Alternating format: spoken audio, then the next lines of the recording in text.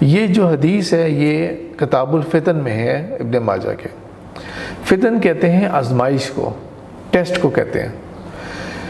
اور اس کے لیے کئی درس کے اندر، کئی کتابوں کے اندر اس کی اگزامپل جو دی گئی ہے وہ اس پروسیس کی دی گئی ہے کہ جس طرح ایک سونہار جو ہوتا ہے، سونے والا گولڈ سمتھ جو ہوتا ہے، وہ سونے کو جس طرح ہم جا کے اپنا گولڈ جا کے حوالے کرتے ہیں کہ جی اس کو بیچنا ہے ہم نے، اس کے اندر ملٹیپل چیزیں لگی ہوئی ہوں گی. اب اس نے سب چیزوں کو سارٹ آؤٹ کرنا ہے.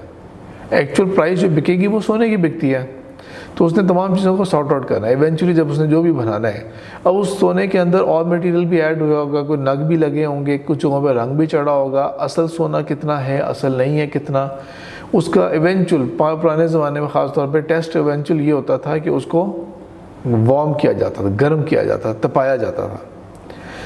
ایک خاص ٹیمپریچر کے اوپر جا کے جو امپیورٹیز ہوں گی وہ اترتی جائیں گی. جو امپیورٹیز ہوں گی نا وہ اصل سونے سے علیحدہ ہو جائیں گی، اور ایونچولی اس قدر اس کو گرمایا جائے گا، اس قدر اس کو تپایا جائے گا کہ ایونچولی جو اصل سونا ہوگا وہ نکل کے سامنے آ جائے گا. ساری امپیورٹیز اتر گئیں. تو فتن اسی طرح ہی کہتے ہیں، اس آزمائش کو کہتے ہیں کہ ایک بندے مومن کو بھی اتنا آزمایا جائے، اس حد تک آزمایا جائے کہ اس کا مومن ہونا اور اس کا ڈرامے باز ہونا ہم کہہ سکتے ہیں، یا ایک پریٹینڈر ہونا صرف، یا سطحی لیول کا مسلمان ہونا یہ واضح ہو جائے، اس لیول تک آزمایا جائے.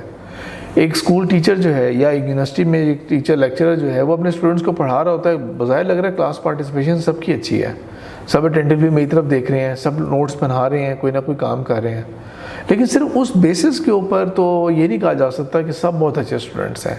اس کو ٹیسٹ لینا پڑے گا. ان کا ٹیسٹ ہوگا تو پتہ لگے گا کہ اچھا بھائی میں تو اس کو یہ سمجھتا آ رہا تھا کہ یہ تو اتنے سوال پوچھتا تھا، یہ تو کچھ بھی نہیں نکلا. اور وہ اسٹوڈنٹ وہ تو اتنا چپ رہتا تھا یا چپ رہتی تھی، نہ کوئی سوال نہ کچھ، اور مجھے لگتا تھا کہ یہ تو سب سے ڈل اسٹوڈنٹ ہوگا.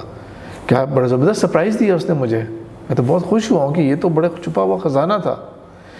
تو یہ اسے کہتے ہیں فتن.